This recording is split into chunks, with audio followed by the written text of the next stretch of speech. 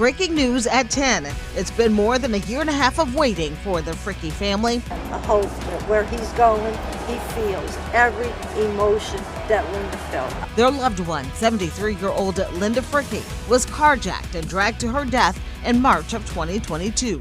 After countless trips to the courtroom and many setbacks, the final gavel echoed through the courtroom with a guilty verdict, bringing the Fricke family one step closer to closure. Now that justice is served, we can put it to rest peacefully. This is breaking news on WDSU. First at 10, the verdict is in for one of the most high-profile murder cases in the city. A jury finds 18-year-old John Honore guilty of second-degree murder in the death of 73-year-old Linda Fricke. This is a story, as you well know, we have covered extensively. WDSU reporter Aubrey Killian kicks off our team coverage tonight. And Aubrey, you spoke with the Fricke family after this verdict. Hey, Gina, that's right. So, yeah, I have been following this story for nearly 2 years, and I've developed a very close relationship with the Fricke family. I've spoken to them multiple times, and they said today they finally got justice. So take a look at this video. I want to show you really their story and walk you through their journey right here at criminal court. Again, like I mentioned, I've spoken with the Fricke family quite a lot during this process. Fricke's family walked out of criminal court hand in hand. This is the first time I've seen them smile in quite some time, since March of last year. Now, they've come to every court hearing after Linda was murdered in Mid-City. WDSU had exclusive courtroom sketches. The 3 teen girls, they pled guilty to a lower charge. They face 20 years and are eligible for parole. That's after 15 years. John Honore was found guilty of second-degree murder. He faces life and is eligible for parole. That's after 25 years. He was the driver. Linda's arm was severed. The journey for justice, it was full of delays and a lot of ups and downs. But today, Linda Fricke's family got it. I asked what they felt when they heard the word guilty. They said, happy. Linda is smiling down, and I actually brought my parents to court today. And they were happy for Linda. I brought my parents with me. So, I'm sure they're all singing in heaven right now, and we're singing down here, so we're happy. Would y'all tell Linda if she was here with us right now? They won't let me do it, but she'd be saying, let's party, But, she'd be ready to party, so she'd be so ecstatic. She'd be so proud of all of us for standing up and supporting her all the way.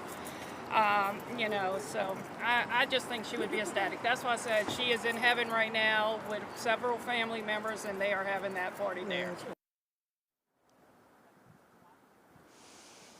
So Linda Fricke would have turned 75. That was last week, was her birthday. She never got to meet her grandson. He was named Joseph in honor of Linda. Linda's middle name is Josephine. We've had extensive coverage in this case. Eli Brand is also covering this very closely. You were also in the courtroom. Eli, you spoke to some of the prosecutors. Kind of walk us through what they had to say.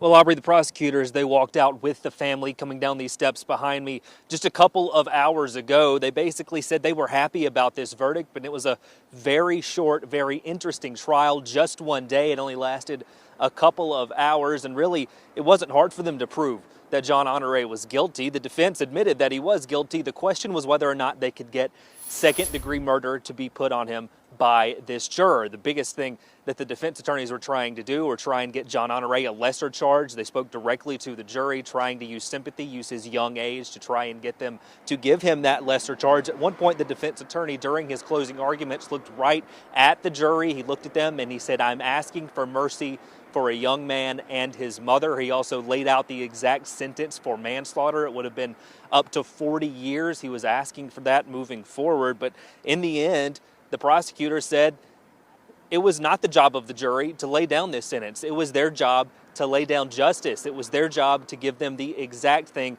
that they were supposed to be able to get. Eventually, it turns out they did agree with the prosecutors. They did give second-degree murder. It took about 3 hours of deliberations. It took a judge ordering dinner for them to eventually come to that decision. In the end, District Attorney Jason Williams, he also had to speak with the family and with media afterward. We asked him kind of what the defense was saying. He said at one point during his campaign he was not going to be prosecuting juveniles as adults. He answered that saying sometimes crimes cross a line. He said this was one of those that did cross a line throughout the day. There were also witnesses of this crime that came and went to the stand. They were crying, remembering exactly what they saw. Both of Jean Honoré's parents, they were also here in court today.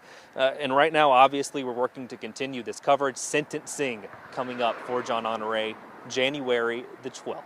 Reporting live, Eli Brand, WDSU News. All right, last week his co-defendants, Brianna Baker, Markel Curtis, and Lenara Theophile, pleaded guilty to attempted manslaughter. They were sentenced to 20 years. They are eligible for parole after 15 years.